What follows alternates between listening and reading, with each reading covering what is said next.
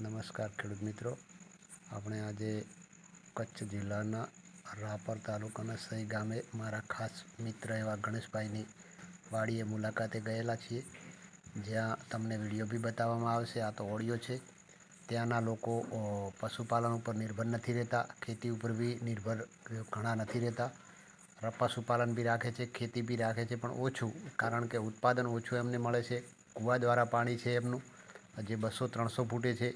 એમની જમીન રેતાળ, પથરાળ, લાલ જમીન છે. એનાથી ખેતીમાં ઉત્પાદન ઓછું મળે છે અને પશુ પણ ઓછું રાખે છે. આપણા બનાસકાંઠાની જેમ પશુ અને ખેતીમાં પશુપાલન વધુ નથી અને ખેતીમાં વધુ મળતું નથી વળતર, એટલે એ લોકો બહારે જઈ, મુંબઈમાં જઈ પોતાનો પ્રાઇવેટ ધંધો કરે છે.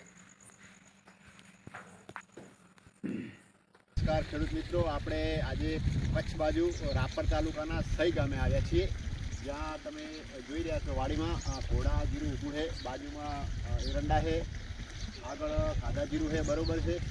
તો મારા મિત્ર ખાસ એવા ગણેશભાઈને ત્યાં આવ્યા છીએ, એમની મુલાકાતે એમની વાડીમાં છીએ, બરોબર છે. તો આ છે મારા ખાસ મિત્ર એવા ગણેશભાઈના પાણા, જે નામ છે ચિરાગભાઈ, બરોબર છે. એમની વાડીમાં આપણે જશું. પછી પહેલાં ગણેશભાઈની વાડીમાં છીએ આપણે.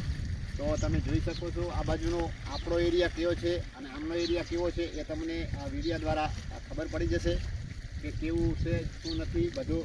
એમને આપણે ફુવારાથી પિયત આપીએ છીએ, આ લોકો કેરા પાણીથી પિયત આપીએ છીએ, બરાબર છે. જેથી આપણા જેવું થશે એવું અહીંયા ઓછું થાય છે. આ લોકો બહારથી વધારે ધંધો કમાય છે, ખેતી ઉપર નિર્ભર નથી રહેતા, બરાબર છે.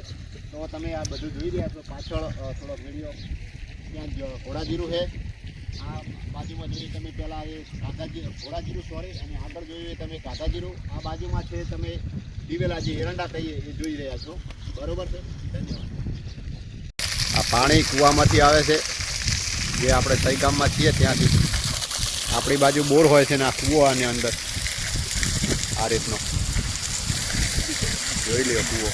આ એરંડા છે.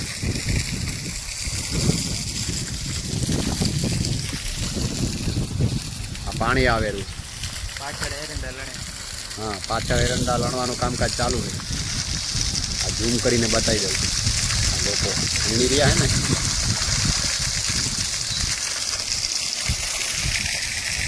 કૂવો છે,